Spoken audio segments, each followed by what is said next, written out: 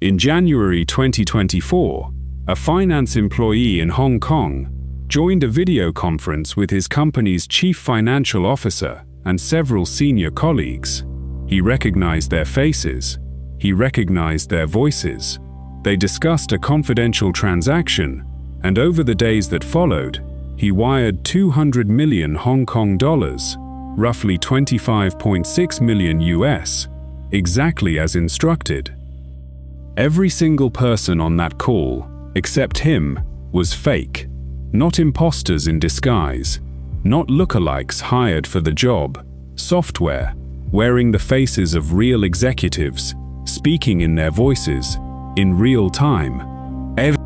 By the end of this video, you'll understand exactly how criminals built a boardroom full of digital ghosts, why a skeptical employee wired the money anyway, and the one low-tech question that stopped an almost identical attack on one of the most famous companies on Earth.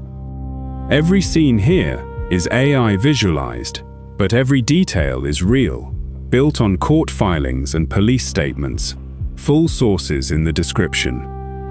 Welcome to Digital Dread, the AI safety lab, where the threats are real and the technology is already here. Here's the case. The victim was Arup, the British engineering consultancy behind some of the most recognizable structures on the planet, including the structural engineering of the Sydney Opera House. This is a firm with global offices, thousands of employees, and the kind of internal financial controls you would expect from a company of that scale. In May 2024, after months of reporting on an unnamed multinational, CNN confirmed that Arup was the company at the center of what remains the largest publicly documented deepfake fraud in history. The attack started the way most of them do, with an email. The employee in Arup's Hong Kong office received a message that appeared to come from the company's UK-based chief financial officer, describing a confidential transaction that needed to be handled discreetly. According to Hong Kong police, the employee was suspicious at first. The request had the shape of a phishing attempt, and he initially doubted it. That instinct was correct, and then the attackers did something that made his correct instinct irrelevant. They invited him to a video call. To build that call, the criminals didn't need to hack anything. They needed footage. Senior executives at a global firm exist on camera constantly. Recorded webinars, conference panels, press interviews, internal town halls that end up online. Investigators concluded the attackers harvested this publicly available video and audio and used it to train deepfake models of the CFO and other staff members. The versions of those executives that appeared on the call were reconstructions, animated and voiced by AI, convincing enough to survive a live meeting with a colleague who knew what these people looked and sounded like. Police statements indicate the deepfaked participants did most of the talking, gave instructions, and the meeting ended quickly. The employee, reassured by the presence of familiar faces, did what the fake CFO asked. Over the following days, he made 15 separate transfers, totaling 200 million Hong Kong dollars, into 5 different Hong Kong bank accounts. 15 transactions, not one panicked mistake.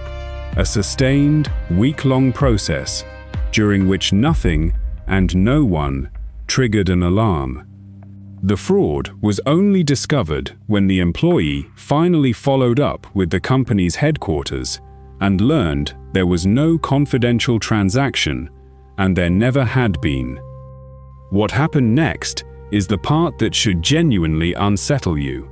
Hong Kong police opened an investigation and confirmed publicly that fake voices and fake images had been used.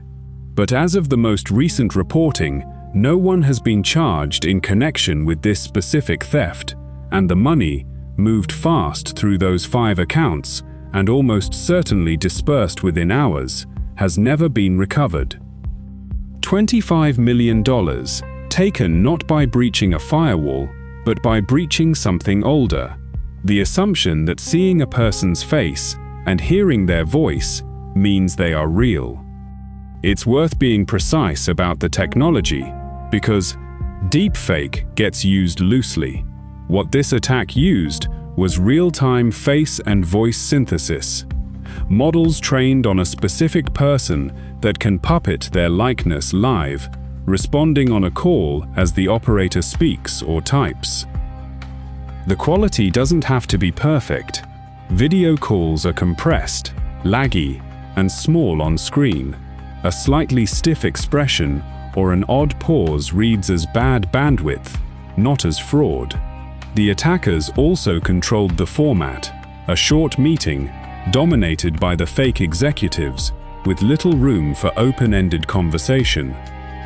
Security researchers who study these attacks point out that the deception is engineered socially as much as technically. The employee wasn't given the time or the standing to interrogate his own CFO. And Arup was not an isolated target. In the same stretch of 2024, 2 other household name companies faced nearly identical attacks, and both survived them for instructive reasons. In May 2024, Mark Reed, chief executive of the advertising giant WPP, was impersonated in an elaborate scam that combined a fake WhatsApp account, a voice clone, and manipulated video on a Teams call, aimed at extracting money and credentials from another senior executive. It failed, and Reed warned his own staff about it in an internal email that was later reported publicly. Then, in July 2024, came the Ferrari case, and the single best moment in this entire story. An executive at Ferrari began receiving WhatsApp messages, and then a live call from what sounded exactly like Chief Executive Benedetto Vigna, the same Southern Italian accent, discussing a confidential acquisition that needed urgent, discreet financial action.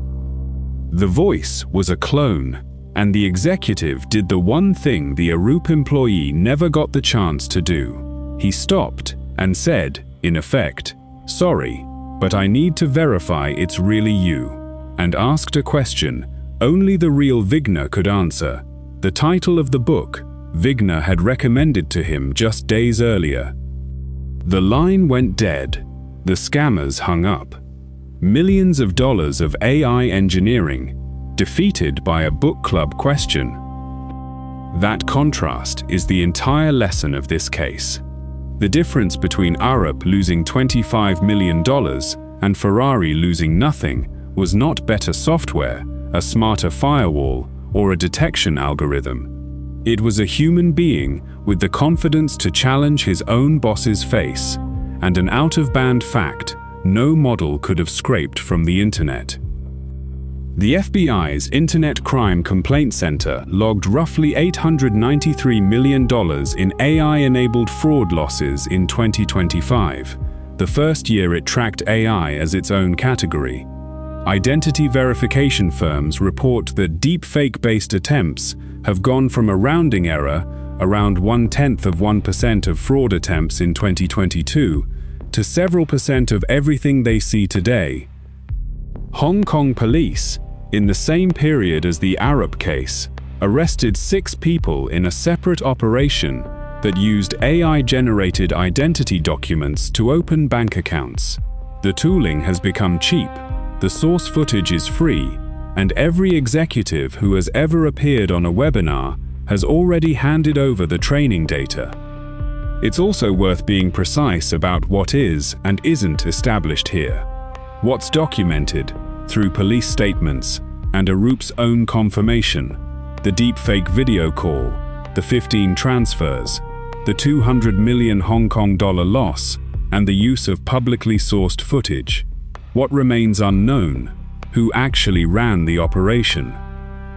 No individual has been publicly identified or convicted for the Arup theft, so this video makes no claims about who they are, only about how they worked. The employee, who was a victim of the deception rather than a participant, has never been publicly named, and that's how it should stay. So what actually works against this? The defenses are almost embarrassingly analog. Call the person back on a number you already have, not one from the email.